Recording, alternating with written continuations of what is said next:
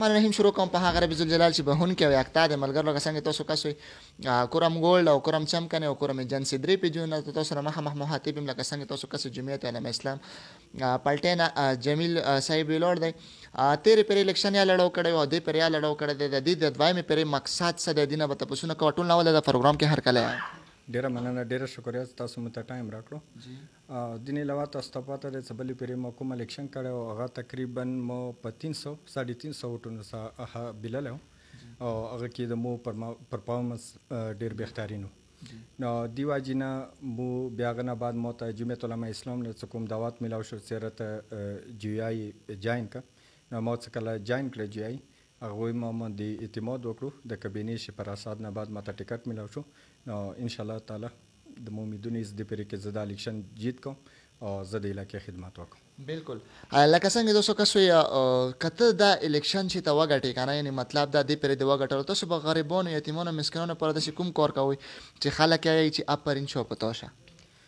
تا ته پته ده زه خپله نوجوان یم د ما خپل عمر تقریبا 30 یار دی او ټول نه زیات احساس ما سره د نوجوانانو دی دینه مخکې مو نوجوانانو دپاره ډېر سوشل اکټیویټیز کړي دي او تا ته پته ده چې یو پلیټفارم سړي ته میلاو شي هغه نه بعد ډېر څه کولی شي او انشاءالله د مو دا برپور اراده ده چې زه نوجوان امپاور کوم او ډېر نوجوانان سبا ښه کارونه کوي علاقې دپاره هر علاقې ته زه اوس ګورم نوجوانان باشعور دي خپل حق دپاره ولاړ دي انشاءالله د ما به دوی ورسره برپور تعاون حاصلي په هرې مرحلې په هر قدم باندې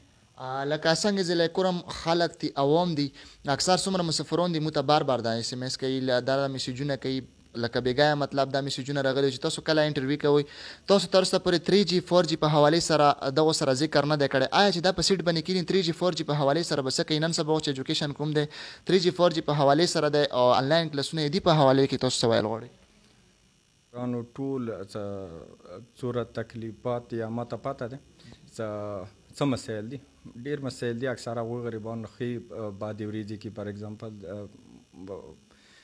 اختر عید کې یا نورو داسې تهوارونه دي چې هغوی کې هغه نشي کولی لکه خپل کور سره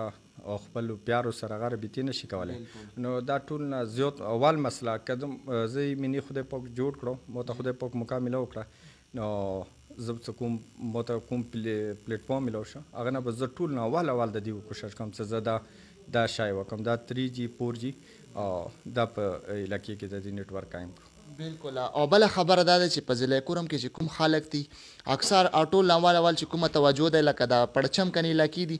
ټول اول سکولونه هغوی خراب دي او دویمه مسله چې کومه ده بجلی مسله ده د ضلع کورم چې کومه بجلی ده بیخي نه بیخي لوز ټایم کې بجلی ده بیخي 2 غنټې بجلی رسي او سکولونو په مطابق چې کوم د پړچم کنې والا سکولونه تاسو خپل علاقې والا د دې په باره کې څه ویل غواړئ تا ته پته د ما بیسیکلی تعلق څه کوم د هغه سنټر کورم نه دی خو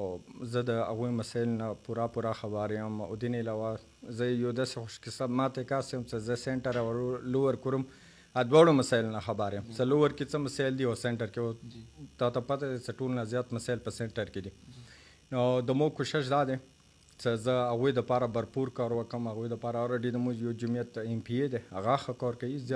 زیاته تر څه د هغه فوکس ته وکسې تاسو وګورئ نو د هغه فوکس د مو په علاقې باندې دی په سنټر کورم دی نو د ما دا برپور اراده دی چې لوور سره زه په سنټر کې څه کوم مسایل دي ایجوکیشن پانی وغیره څه کوم مسایل دي بجلی دې باندې زه پوره فوکس وکړم ملګرو امید او تم ساتم چې تاسو دې خبرې به تاسو باندې ښې لګېدلې وي انشاءالله امید نه دا اراده ده چې انشاءالله څوک هم امینه کینی نو انشاءالله دې پرې به کور مې پوره ښه برپور تعاون کوي